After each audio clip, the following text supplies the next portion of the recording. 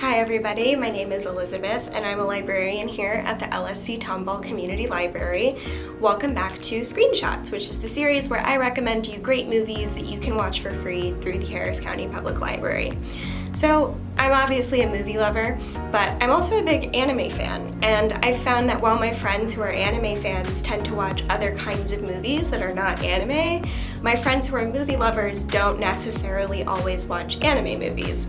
And for me, this is a pretty significant blind spot, like deciding that you just are not interested in live action movies at all. And this is because while many of us tend to think of anime as a genre, it's more of a format and just refers to any animation coming out of Japan.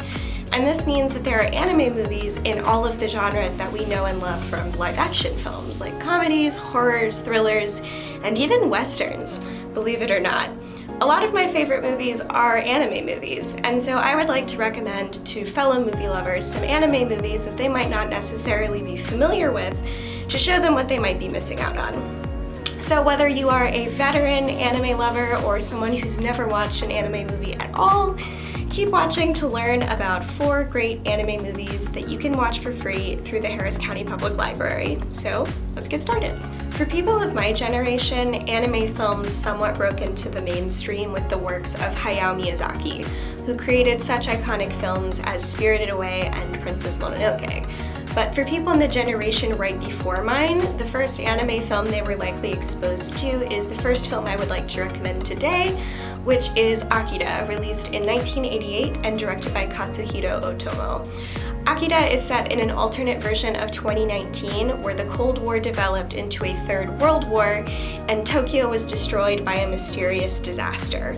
It was rebuilt as Neo-Tokyo, a massive, deeply corrupt city that is run by the military from the top and biker gangs on the ground. It follows Tetsuo, a member of one of those biker gangs, after he encounters a runaway test subject from a government research facility and develops intense psychic abilities. One of my favorite things about anime films is the way that it gives directors an incredible sense of control over the final product of the film that they release. And Akira is absolutely bursting with detail. Animation tends to show its age before live action films, in my opinion, but it looks just as good now as it did when it was released in 1988. It pulls some of its aesthetic influences from earlier films, particularly Blade Runner, but it would also go on to influence future films like The Matrix. Akira is gritty and fast-paced, but it also has real heart underneath and centers on the ways in which power can fracture our relationships and strip us of our humanity. One final thing I do want to note before we move on, because I could probably talk about this movie forever, is the score, which is absolutely incredible. It was composed by the Japanese folk music collective Geino Yamashita-gumi and was inspired by the Indonesian classical music form of gamelan. But you do not need to be an ethnomusicologist to enjoy it. It endows this grimy story of bad people in bad situations behaving badly with an otherworldly quality that elevates it into something new. Akira is the perfect example of the fact that although all anime films are cartoons, they are not all necessarily for children and can be enjoyed by adults just as well. You can check out Akira on DVD from the Harris County Public Library. Psychological horror and psychological thrillers are seeing kind of a resurgence right now with movies like Gone Girl and TV shows like Big Little Lies. But you may be surprised to find out that one of the great masters of psychological horror was actually an anime film director by the name of Satoshi Kon. I think everything he ever made was excellent, but I would specifically like to recommend his 1997 film Perfect Blue here.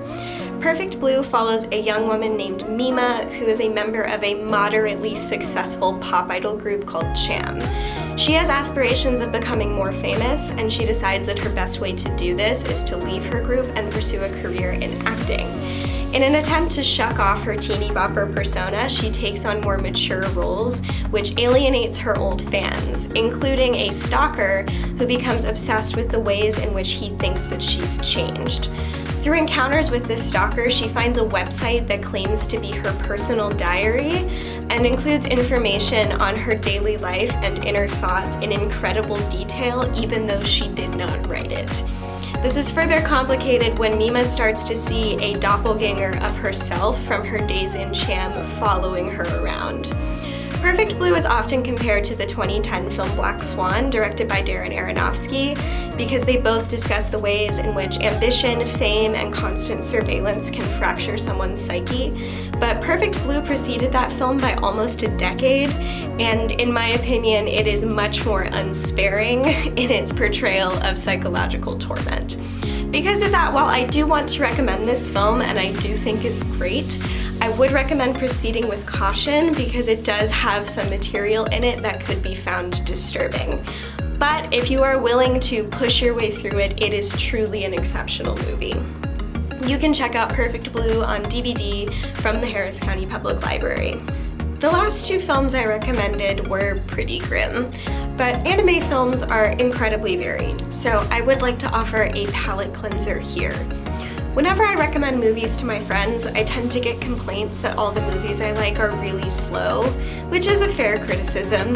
And if you find that you agree with my friends, then the next movie is for you. 2017's The Night is Short, Walk On Girl, directed by Masaki Yuasa. The Night is Short, Walk On Girl follows a single night in the life of two Kyoto University students, a tenacious young woman and the boy who is in love with her. He wants to confess his feelings to her, but she is determined to go on a bender of epic proportions and ends up in increasingly strange and surreal situations that prevent him from doing so. This film has the rhythm of a good night on the town and is tipsy and off-kilter in the best way possible. It is based on a novel of the same name, and Yuasa tries to cram as much of the text of that novel in as possible, which means that all of the characters talk a mile a minute. And because it has yet to have an English language dub, that meant that when I watched it, I did so with my remote in my hand so that I can continually pause it to catch up with the subtitles.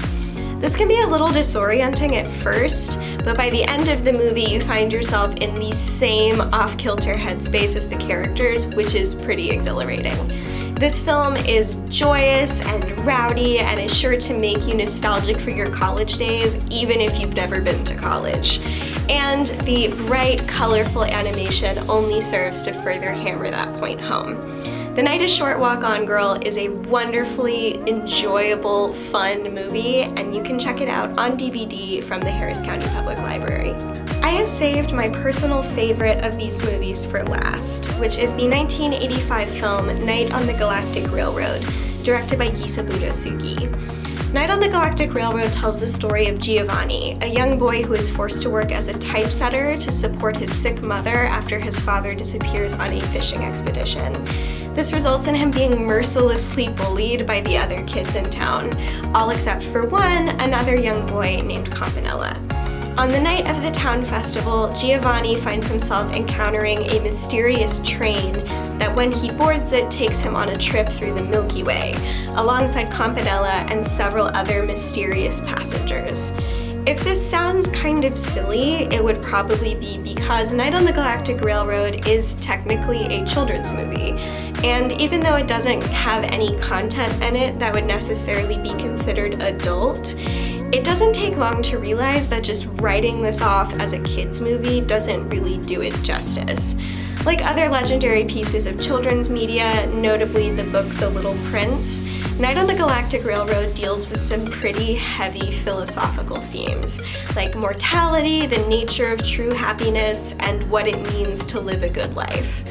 All of this is told through gorgeous, surreal imagery and through the use of the mystical, otherworldly score composed by the legendary Japanese electronic musician Haruo Mihosono. This is a rare piece of children's media that believes in kids' ability to understand complex concepts and to appreciate well-made art.